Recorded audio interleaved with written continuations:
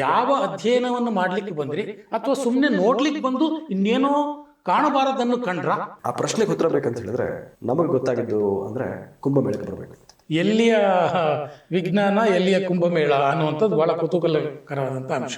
ಸನಾತನ ಧರ್ಮದ ಎಲ್ಲ ಪರಂಪರೆಗಳಲ್ಲಿ ಅಸ್ತಿತ್ವ ಇದೆ. ಆ ಎಲ್ಲ ಪರಂಪರೆಗಳ ಮೂಲ ಸ್ಥಾನದಲ್ಲಿದೆ ಅಂತ ಒಂದು ವಿಚಾರ ಗೊತ್ತಾಯ್ತು. ಪರಂಪರೆಗೆ ಸೇರಿದವರು ನಾವು, ಅವ್ರ ಜೊತೆ ನಾವು ಒಂದು ಸಂವಾದ ಮಾಡಿದಾಗ ಹೊಸ ವಿಚಾರಗಳು ಆವಿಷ್ಕಾರಗಳಾಗ್ತಾ ಹೋಗುತ್ತೆ. ನಾವು ಹೇಗೆ ಕಾಶಿ ವಿಶ್ವನಾಥ ಇದ್ದಾನೆ, ಶ್ರೀಶೈಲಕ್ಕೆ ಮಲ್ಲಿಕಾರ್ಜುನ ಇದ್ದಾನೆ, ಪ್ರಯಾಗರಾಜ ಕುಂಭ ಕ್ಷೇತ್ರನಾಥ ಇದ್ದಾನೆ, ಎಲ್ಲ ಕೇಳ್ತೀವಿ. ನಾಗಸಾಧಗಳು ಬರ್ತಾರೆ, ಎಲ್ಲ ಬರ್ತಾರೆ ಇದರಲ್ಲಿ ಕುಂಭದಲ್ಲಿ. ಕ್ಷೇತ್ರನಾಥನೇ ಗೊತ್ತಿಲ್ವಲ್ಲ ಎಷ್ಟೋ ಜನಕ್ಕೆ. ಪ್ರಯಾಗರಾಜ್ನಲ್ಲಿ ಕಂಡುಕೊಂಡಂತಹ ಆ ಅಧ್ಯಯನದ ಫಲಗಳೇನು ಹಾಗಾದ್ರೆ ಅಂತ ನಾವು ಅಧ್ಯಯನ ಮಾಡ್ತಾ ಇರೋದು ಆ ಒಂದು ಕೃತಕ ಮಧ್ಯೆ ಸಂಸ್ಕಾರವನ್ನು ಹೇಗೆ ಕೊಡೋದು ಅಂತ ಹೇಳಿ. ಈಗ ನಮ್ಮ ಮುಂದೆ ಇರೋ ಪ್ರಶ್ನೆನೂ ಅದೇ, ಕಂಪ್ಯೂಟರ್ ನಮಗಿಂತ ಬುದ್ಧಿವಂತೆ ಆಗುತ್ತೆ, ಅದನ್ನ ಹೇಗೆ ನಾವು ನಿಗ್ರಹ ಮಾಡೋದು? ಈ ಮಹಾಕುಂಭದಲ್ಲಿ ಆ ಸಂಸ್ಕಾರ ನಿಮಗೆ ಕಂಡು ಬಂತು ಅಂತ ಅನ್ಕೋಬಹುದಾ?